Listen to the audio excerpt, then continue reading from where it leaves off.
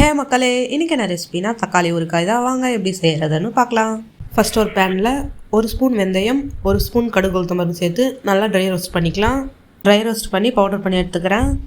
Next கடாயில் தண்ணி ஊற்றிட்டு 1 கிலோ தக்காளி எடுத்துக்கிறேன்.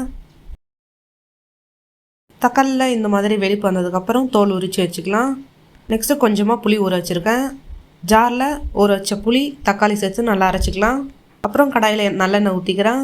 கொஞ்சமாக கடுகு உளுத்தம் பருப்பு, பெருங்காயத்தூள், நம்ம அரைச்சா தக்காளி சேர்த்துட்டு நல்லா மிக்ஸ் பண்ணிக்கலாம். நல்லா திக் கன்சிஸ்டன்சியில் வரணும்.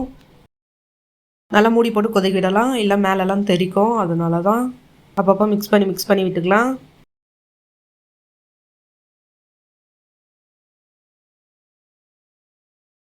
கொஞ்சமாக கல் உப்பு சேர்த்துக்கிறேன்.